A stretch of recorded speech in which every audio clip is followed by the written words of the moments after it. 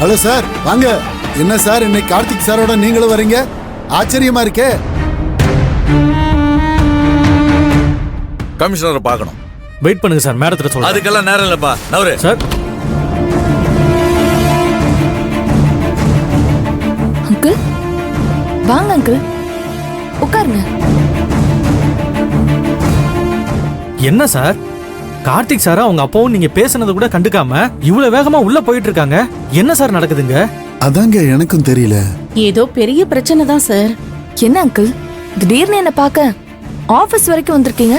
ஏதாவது முக்கியமான விஷயமா? ஆமா, நினைச்சதை சாதிச்சிட்டு சந்தோஷமா இருக்கும் போது உன் மூஞ்சி எப்படி இருக்குன்னு பாத்துட்டு போலான்னு வந்தேன். என்ன சொல்றீங்க அங்கிள்? எனக்கு ஒன்னும் புரியலையே. தெரியாத மாதிரி சும்மா நடிக்காத. அப்பா இப்ப இங்க எதுக்காக வந்திருக்காரு? இப்போ உங்ககிட்ட அவர் என்ன சொல்றாருன்னு எல்லாமே உனக்கு நல்லாவே தெரியும். போதும், நிறுத்துறீங்களா? நீங்க இந்த ஆபீஸோட பில் கலெக்டர், நான் கமிஷனர். ரூல்ஸ் படி பார்த்தா நீங்க என்கிட்ட பெர்மிஷன் வாங்கிட்டு தான் என் ரூம்குள்ளேயே வந்திருக்கணும். நீங்க பாட்டுக்கு உள்ள வந்துட்டு என்னென்னமோ பேசிட்டு இருக்கீங்க. நீங்க பேசாம இருங்க. ஏய் கண்ணே, அமைதியா இரு. நான் பேசிக்கிறேன். நினைச்சதை சாதிச்சிட்டேல்ல, இப்ப சந்தோஷமா? நானு, என் பையன், என் மருமக எல்லாரும் அழுது புலம்பணும், கதறி துடிக்கணும். எங்களை கஷ்டப்படுத்தி உன்னோட பழி வாங்குற வெறிய தீர்த்துக்கணும். அதானே அதானே உன் நோக்கம்? இப்ப நானு, என் பையன், என் மருமக எல்லாரும் உயிர் போற அளவுக்கு அழுதுட்டோம். சந்தோஷமா? போதுமா? இதைத்தானே எதிர்பார்த்த? இல்ல பத்தலையா? இன்னும் கொலவெறி அடங்கலன்னா என்ன வேணா பண்ணு. அந்த வாயில்லாத ஜீவன்களை விட்டு என்ன பழி வாங்குறதா நினைச்சுக்கிட்டு பாவம் அந்த வாயில்லா ஜீவன்களை சாவடிச்சிட்டியே. நீங்க என்ன சொல்றீங்க? தலையும் புரியாம வாலும் புரியாம என்னென்னமோ உளறிட்டு இருக்கீங்க. என்ன நினைச்சிட்டு இருக்கீங்க நீங்க? ஏய், யார்கிட்ட நீ பாட்டுக்கு திமிரா பேசிட்டு இருக்க? இருக்கண்ணு இரு.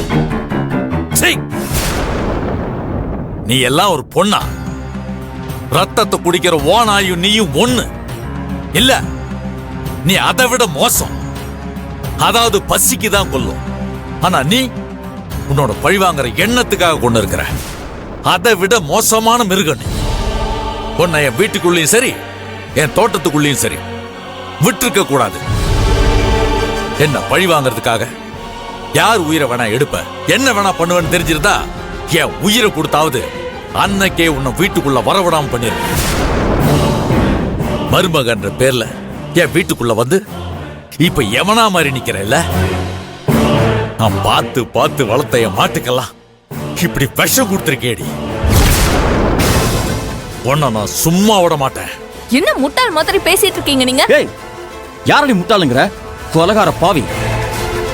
எங்க மேல இருக்கிற கோவத்துல எங்களோட 5 மாடுகளையும் சாகடிச்சிட்டு என்னமோ ஒண்ணுமே தெரியாத மாதிரி பேசிட்டு இருக்க. ஏய், உனக்கு வேணும்னா அது வெறும் மாடா இருக்கலாம்டி. ஆனா எங்களுக்கு அதுங்க எங்க குடும்பத்தை சேர்ந்த மனுஷங்கடி. எங்க ரேஷன் கார்டுல அதுங்களோட பேர் இல்லையே தவிர எங்களோட மனசுலயும் உசுறுலயும் எப்போ நிறைஞ்சிருக்கிற வசந்த ஜீவண்டி அதுங்க. அதுங்களை கொல்ல எப்படி உனக்கு மனசு வந்தது? போதும், நிறுத்துறீங்களா? இதுக்கு மேல ஒரு வார்த்தை பேசிங்க நல்லா இருக்காது. சும்மா கத்தாத. எதுக்கு நீ தோப்புக்கு போன? யாரை கேட்டு நீ தோப்புக்கு போன? அந்த வாயில்லா ஜீவனுங்களுக்கு எல்லாம் விஷத்தை வைக்கிறதுக்கா?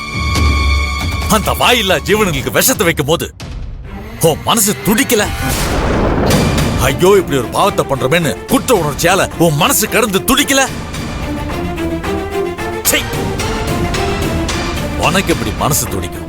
உனக்கு இதயம் ஒண்ணு இருந்தா தானே துடிக்கும். அங்கிள், நீங்க வீணா அபாண்டமா என் மேல இப்படி பழிய போட்டுட்டு இருக்கீங்க.